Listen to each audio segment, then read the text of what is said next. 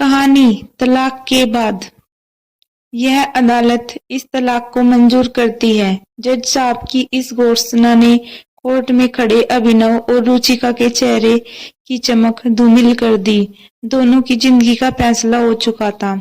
दोनों अब विवाह बंधन से मुक्त थे, लेकिन यह उनकी खुशी का कारण था या दुख का, कहना मुश्किल था। उनके रिश्तेदार और एडवोकेट पर्सन मुद्रा में विजयी मुस्कान के साथ कोर्ट परिसर से बाहर आ गए। अभिनव का दिल टूट चुका था। भारी कदमों से चलता हुआ वह बाहर कॉफी हाउस में जा बैठा। रुचिका भी स्कूटी पर सवार होकर जाने लगी। उसका चेहरा भावहीन था, जिसे पढ़ने में वह असफल रहा। जीवन के ऐसे क्षण बहुत विचित्र होते हैं जब हार जीत को समझना ही कठिन हो जाता है। दोनों परिवारों के रिश्तेदार जा चुके थे। दोनों एडवोकेट जो कोर्ट में एक दूसरे से बेइंतहा झगड़ रहे थे, अब एक दूसरे का हाथ पकड़े प्रेम से चाय पी रहे थे। किन की जिंदगी टूटी, किन के सपने बिखरे, किसी को इससे कोई मतलब नहीं था। सभी रिश्तेदार और परिजन अपनी आन शान पर आई तोहमत को तलाक रूपी परिणाम में बदलकर अब रुखसत हो चुके थे।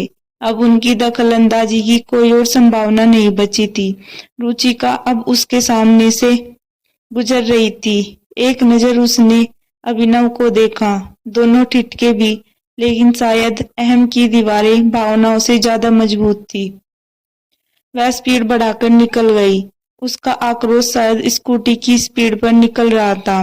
तभी तेज कर्कश आवाज गूंजी और अभिनव ने रुचिका की स्कूटी को सामने से आती कार से टकराते देखा। वह दौड़ पड़ा। रुचिका सड़क पर बेसुध पड़ी थी। सिर से बहते खून को देखकर वह घबरा गया। वो फौरन उसे उठाकर ऑटो से अस्पताल की ओर दौड़ पड़ा। रुचिका की आंखें मूंदती जा रही थी। अभिनव का डर बढ़ता जा रहा था। अस्पताल में उसका इलाज शुरू हो गया, लेकिन उसे इस हालत में छोड़कर वह जाने को तैयार नहीं था। नियति के खेल भी कितने अजीब होते हैं। इंसान जब करीब हो तो दूर हो जाते हैं, और दूर रहने पर मुहर लग जाए तो नजदीक आना संयोग बन जाता है। ज्यादा दुखद पहलू तो यह था कि एक्सीडेंट की खबर उसके भाई भाभी को मिल चुकी थी, लेकिन अभी तक दोनों का अस्पताल में आगमन नहीं हो पाया था। खून के रिश्ते अक्सर विपरीत अनुभव देते हैं। रुचिका के माता पिता तो थे नहीं, बस भाई और भाभी थे। भाभी सुप्रीम कोर्ट के एडवोकेट से कम नहीं थी। दूसरे रुचिका के बड़े जीजा भी कुछ ज्यादा ही समझदार थे। हकीकत यह थी कि पीहर में उन दोनों की ही चलती थी, जिनकी सोच में भावनाओं से ज्यादा जोड़ तोड़ के कारनामे छुपे होते थे। रुचिका को होश आ गया था। वह असमंजस भाव से बोली, आप यहाँ क्यों? मुझे यहाँ नहीं होना चाहिए था। दुखी स्वर में अभिनव बोला, आप जीत गए, मैं हार गई। इस शादी से मुक्त हो गए आप। एक चरित्रहीन महिला के साथ यहाँ आपको और समय बर्बाद नहीं करना चाहिए। अभिनव, रुचिका प्लीज पहले अपने आप को देखो। मैं क्रिमिनल, नालायक, दहेज का लोभी, तुम्हें टॉर्चर करने वाला। अब तुम मुक्त हो गई हो मुझसे। स्वतंत्र रहो, जैसा मन करे खुशियों को महसूस करो। अब रुचिका ने कोई जवाब नहीं दिया। कुछ समय ऐसे ही निस्तंभता में निकल गए। फिर धीमे स्वर में बोली, पैर का ऑपरेशन नहीं करवाया ना आपने? नहीं, अब दर्द महसूस नहीं होता मुझे। अभिनव शांत स्वर में बोला। क्यों? मैंने कसम दिलाई थी अपनी, वो तो मान लेते। मुझे ऑपरेशन से भी बड़ा काम करना था रुचिका। आप कब समझोगे? अपने लिए भी जीना सीखो, सबका ख्याल, लेकिन खुद। उदास रुचिका ने वाक्य अधूरा छोड़ दिया। नहीं, अगर ख्याल रखना तो तुम्हें यूं न खोता। एक हारा हुआ इंसान हूं मैं, ऐसा नहीं कहते अभिनव। शायद मेरी नियति ही ऐसी थी। माहौल बहुत गंभीर हो गया था। अभिनव रुचिका की आंखों में आए आंसू को पोंछ रहा था। सुनो, आप मुझे वो कोर्ट डिक्री वाले 6 लाख रुपए मत देना। अरे नहीं, वो तो मैं जरूर चुकाऊंगा तुम्हें, चाहे खुद को बेचना ही क्यों न पड़े। अभिनव दृढ़ स्वर में बोला, प्लीज अभिनव, मुझे नहीं लेने पैसे। क्यों, अब क्या हुआ? कोर्ट में तो तुम्हारा वकील मुझे असक्षम साबित करने पर तुला हुआ था। तुम्हारा ख्याल रखने में नाकाबिल अभिनव के स्वर में आक्रोश उभर रहा था। मुझे अब आत्मनिर्भर बनना है, कोई रख रखाव, कोई जिम्मेदारी किसी और की नहीं। रुचिका गंभीर हो गई। नहीं रुचिका, तुम पैसे ले लेना, मैं नहीं चाहता तुम अब दर दर की ठोकरें खाओ। भैया भाभी के आगे हाथ फैलाओ। रुचिका का चेहरा मुरझा गया। अभिनव ने उसकी दुखती रग पर हाथ रख दिया था। कितना भी दिखावा करे, लेकिन हकीकत यही थी।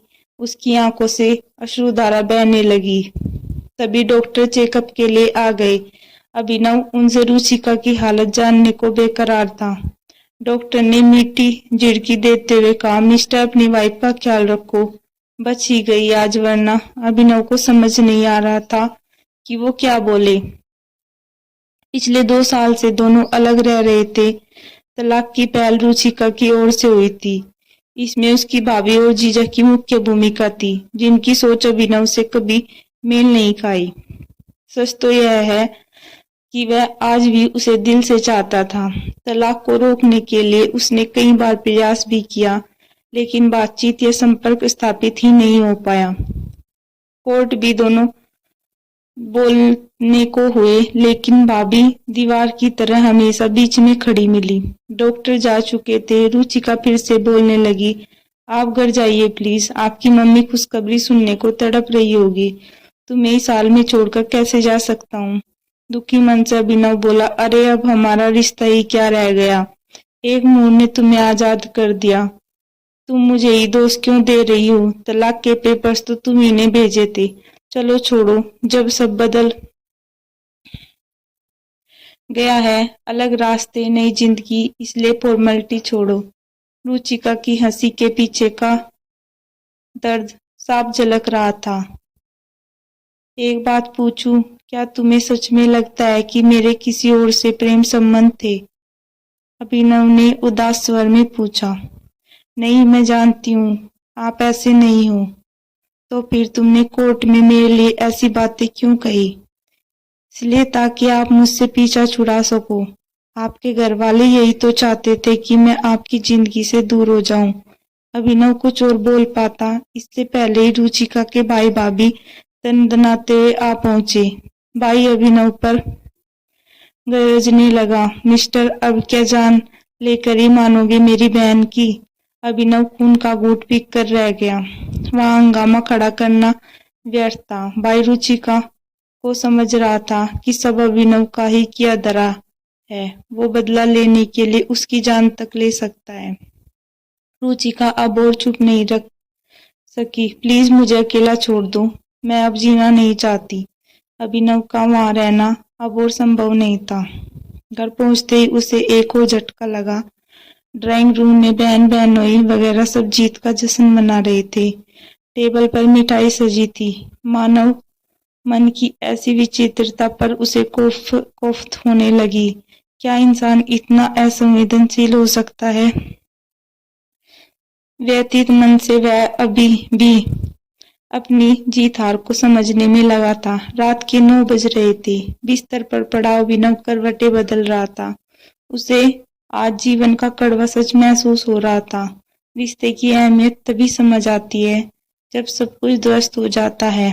रुचिका 2 साल पहले घर छोड़कर जा चुकी थी, पर एक उम्मीद थी कि वो वापस जरूर आएगी। लेकिन आज कोर्ट की मोड़ ने वह उम्मीद भी खत्म कर दी थी। उसकी आंखें नम हो गई। अलमारी में आज भी रुचिका की कुछ साड़ियां कपड़े रखे थे, जिन्हें अभिनव ने स्मृतियों की धरोहर समझकर सहेज रखा था। रुचिका का अक्स अब जहन से हटने को तैयार नहीं था। भले ही वह कड़वी बोलती थी, लेकिन उसकी हर जरूरत को बिना कहे समय से पहले समझ लेना उसकी खूबी थी। नींद को सो दूर थी। उसे बीते 5 वर्षों का घटनाक्रम याद आने लगा। बिना माँ बाप की रुचिका का रिश्ता आते ही घर में भूचाल आया था, लेकिन उसकी फोटो ने अभिनव का दिल जीत लिया था। सुंदर, सुशील और जमाने की सताई सी दबी छुपी छवि को अभिनव ने आंखों ही आंखों में पढ़ लिया था। जब वह उसे देखने गया, तब गंभीर मूर्त की तरह बैठी रुचिका की आंखों ने बहुत कुछ बयां कर दिया था।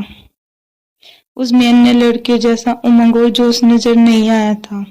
उसके एक कथन आपको जीवन में मुझसे कभी भी कोई शिकायत नहीं मिलेगी ने अभिनव का दिल जीत लिया था। इस एक पंक्ति ने ही शादी का फैसला कर दिया था। ससुराल में रुचिका ने अपने वायदे को पूरी तरह निभाया, लेकिन शायद परिस्थितियों के साथ वह समायोजन नहीं कर पाई।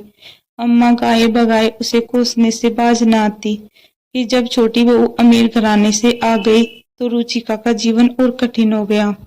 अभिनव के पास कोई स्थायी रोजगार नहीं था, जबकि छोटा भाई सीए बन चुका था। भाई की बड़ी आमदनी ने अभिनव को बड़े से छोटा बना दिया और रुचिका को और ज्यादा महत्वहीन व टूटती चली गई। 3 साल ऐसे ही किचकिच में बीत गए और एक दिन अभिनव की अनुपस्थिति में उसके भाई और जीजा उसे बेहद छोड़ गए।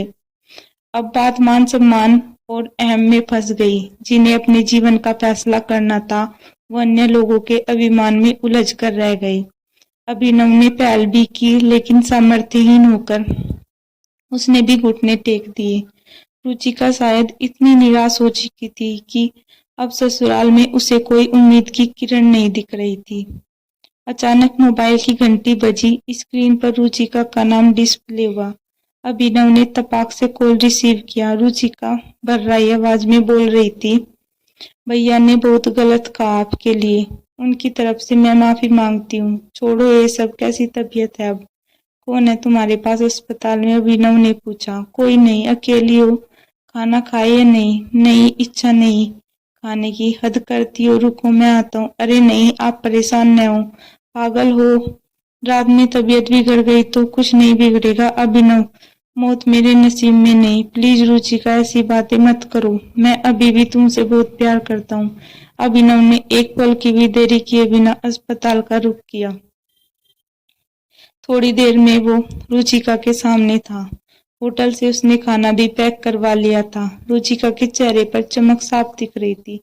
मुझे पता था आप जरूर आओगे। लो खाना खाओ पहले। कैसा हाल बना लिया है तुमने? अभिनव लाड से बोला। नहीं, हालत तो आपकी ज्यादा खराब है। दवा नहीं लेते आप? अरे दवा वगैरह सब लेता हूँ। पैसे भी हैं, अब 4 लाख जमा कर लिए हैं, वो तुम ले लेना। रुचिका उसे निहार रही थी। भारतीय पत्नी का संबंध सदैव अपरिचारित किस्म का होता है। जरूरत के समय यह ज्यादा प्रगाढ़ साबित होता है। रुचिका हाथ धोना चाहती थी। अभिनव ने उसे सहारा देकर उठाया और वॉशरूम की ओर ले जाने लगा। कुछ देर बाद दोनों खाना खाने लगे। मनपसंद सब्जियां देखकर रुचिका पूछ बैठी, आपको अब भी याद है मुझे क्या पसंद है? क्यों, तुम्हें क्या लगता है कि मैं तुम्हें भूल सकता हूँ? अभिनव ने भावपूर्ण स्वर में पूछा। रुचिका मौन रही। दोनों खाना खाने लगे। अभिनव ने उसे सहारा दे रखा था। सहारा शारीरिक, मानसिक, आत्मिक, जिसकी जरूरत प्राय सभी को रहती है। कुछ पल की मौन स्तब्धता के बाद अभिनव बोला, रुचिका मेरी एक बात मानोगी क्या? रुचिका के स्वर में उम्मीद की झलक महसूस हो रही थी। वापस चलो तुम, मुझे तुम्हारी जरूरत है। रुचिका के मुंह से शब्द उच्चारित नहीं हो रहे थे। उसका सिर अभिनव के सीने से सट गया। अभिनव ने उसे बाहों में भर लिया। पूर्व में गलतियों को दोनों ने समय रहते सुधार लिया। आपको हमारी यह कहानी कैसी लगी कृपया करके कमेंट बॉक्स में जरूर बताएं। और अगर आपको हमारी यह कहानी पसंद आई हो तो वीडियो को लाइक शेयर अवश्य करें। और अगर आप हमारे चैनल पर नए हैं तो हमारे चैनल को सब्सक्राइब करें।